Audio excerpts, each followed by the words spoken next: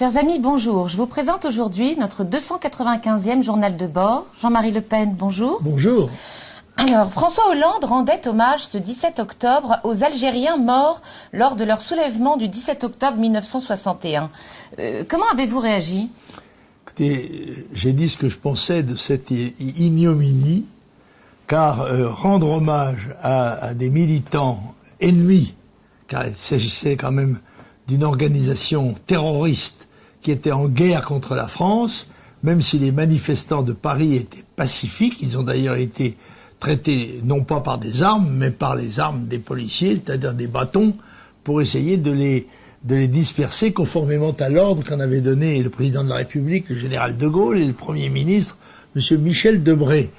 Et exalter 50 ans après les morts qui seraient advenus au cours de cette manifestation massive d'une organisation qui avait, je crois, qui était responsable de la mort ou des blessures de plusieurs centaines de policiers français, en un temps où, je le rappelle, mais les gens s'en souviennent plus, que les commissariats de police étaient défendus par des barrages de sacs de sable pour éviter les agressions terroristes. Je trouve ça absolument scandaleux et je me demande qu'est-ce qui a pu pousser le président de la République à une incongruité majeure de cette dimension. Et je pense qu'il a voulu se faire bien voir des Algériens parce qu'il va aller en visite en Algérie, ou bien alors peut-être a-t-il voulu récompenser les centaines de milliers d'électeurs algériens qui ont voté pour lui aux élections présidentielles. Oui. Alors l'affaire Florence Lamblin, l'avez-vous suivie? Et la croyez-vous coupable ou bien victime de réseaux de blanchiment? Écoutez, ça n'a pas beaucoup d'importance comparé à la question précédente. Je dois vous dire que Madame Lamblin répondra de ses responsabilités. Qu'elle soit évidemment membre d'un mouvement qui donne assez facilement des leçons de morale à tout le monde, à quelque chose d'un peu piquant. Alors, la Cour d'appel de Rennes a accepté ce mardi le changement d'état civil de Chloé, née Wilfried, une transsexuelle mariée et père de 3 enfants. Alors, aviez-vous imaginé que cela exista en France, ce genre de loi?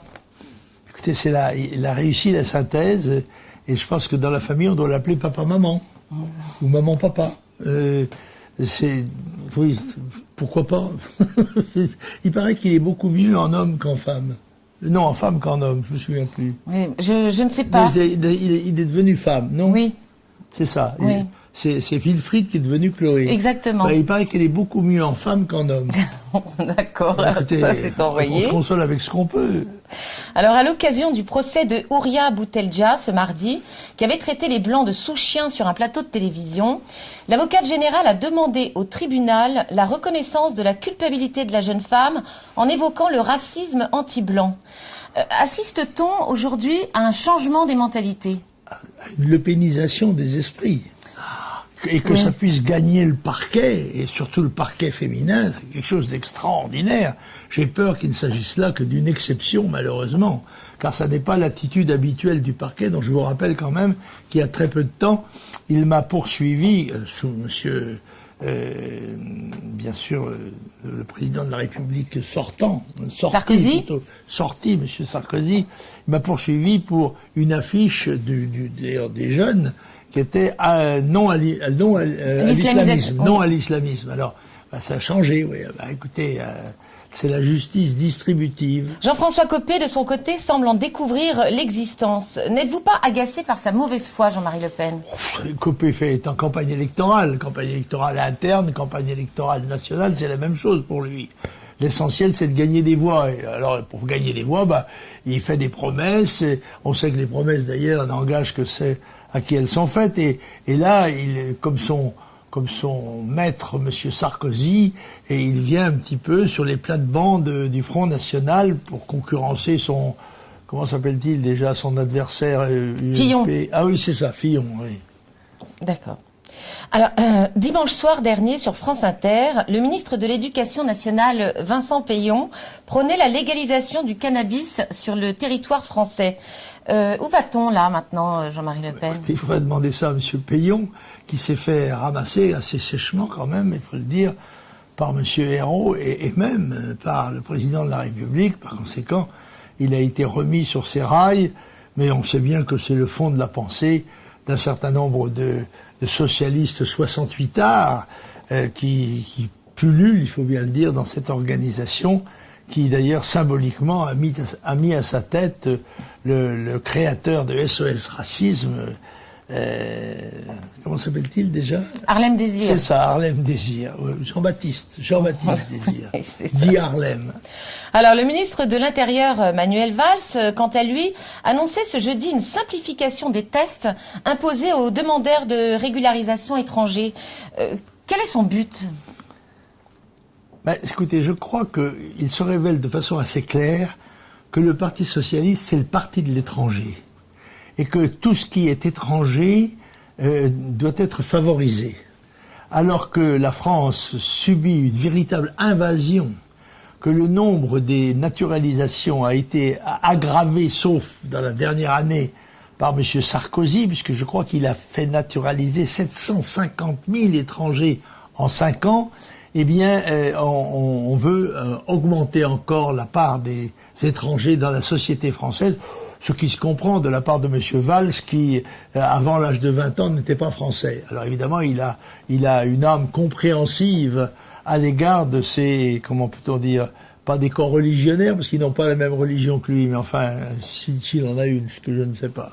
D'ailleurs, les étrangers demandeurs d'asile, enfin de régularisation, n'auront même plus à être titulaires d'un CDI, d'ailleurs.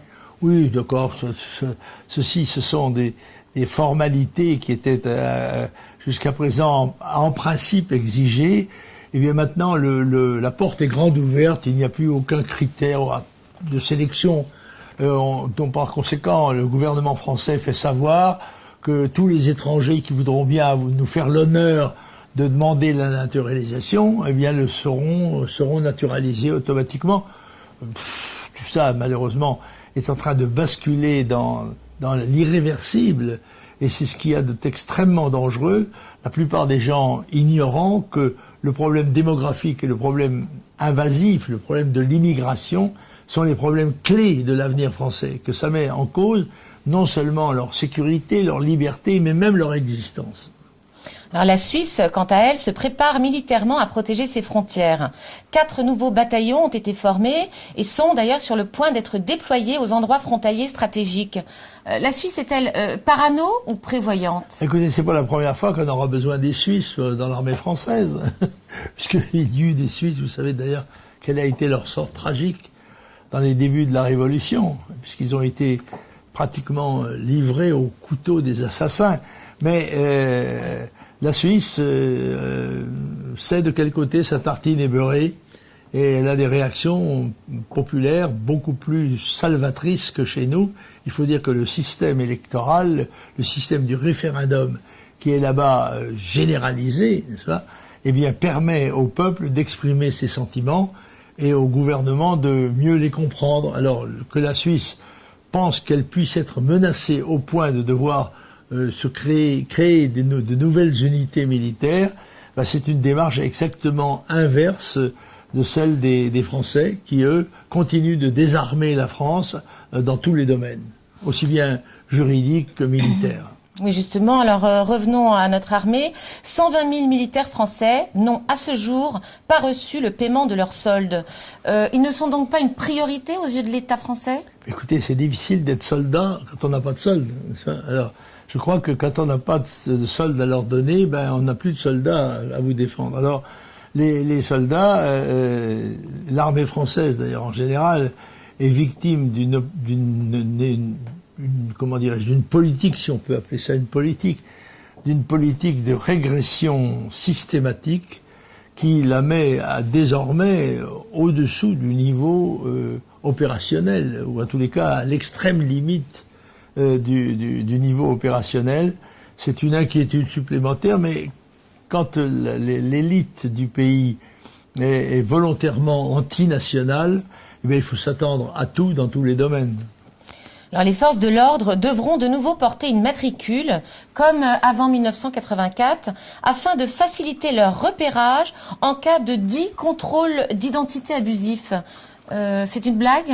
Je dois dire que c'est assez inconfortable d'être policier par les temps qui courent, car on leur demande de plus en plus, compte tenu de la montée incessante de l'insécurité, et dans le même temps, on veut signifier à leur clientèle, c'est-à-dire aux délinquants et aux criminels, qu'ils seront pas plus mal considérés en tous les cas que les policiers, voire même au contraire. Alors, le rappel des événements de 61 et la responsabilité de la police dans une répression que même le Figaro appelle sauvage, eh bien, les scandales inévitables qui se produisent et qui sont sanctionnés, il faut le dire. Bon, eh bien, tout cela contribue à affaiblir l'image que le pays peut avoir de sa police, alors que dans l'immense majorité des cas, cette police mérite l'estime et le respect de ses concitoyens, et un respect dont ne témoigne pas, il faut bien le dire, le gouvernement.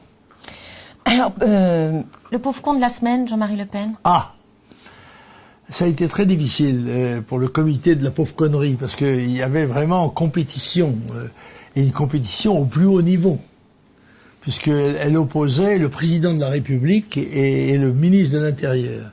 Le président de la République, pour avoir eu l'idée criminelle de saluer la mémoire des manifestants algériens, n'est-ce pas, et soi-disant tués ou blessés au cours de la manifestation interdite à laquelle il participait, et le ministre de l'Intérieur pour avoir l'idée non moins saugrenue et criminelle de libéraliser les conditions de la naturalisation. Bon, alors la compétition était telle que on a décidé de partager le prix Nobel, en quelque sorte, hein, le prix Nobel de la pauvre connerie. Alors moitié-moitié, un pour le président, un pour le ministre. Merci. Alors pour terminer, avez-vous regardé l'exploit de l'Autrichien Félix Baumgartner franchissant le mur du son? Oui, ça m'a beaucoup intéressé. J'ai tremblé, m'imaginant avec peine me trouver à sa place. Déjà, j'étais pas trop fier quand je sautais de 800 mètres de haut ou de 400 mètres de haut, ou moins haut d'ailleurs encore, mais a fortiori de 39 000 mètres. Oui. Ça, c'est vraiment un tour de force. Et puis, voilà, j'ai vu que notre ami Allais était mort. Il avait aussi franchi le mur des 100 ans, ce qui est aussi une performance à laquelle j'aspire. Merci beaucoup, Jean-Marie Le Pen. Nous nous retrouvons donc la semaine prochaine. Au revoir. Au revoir.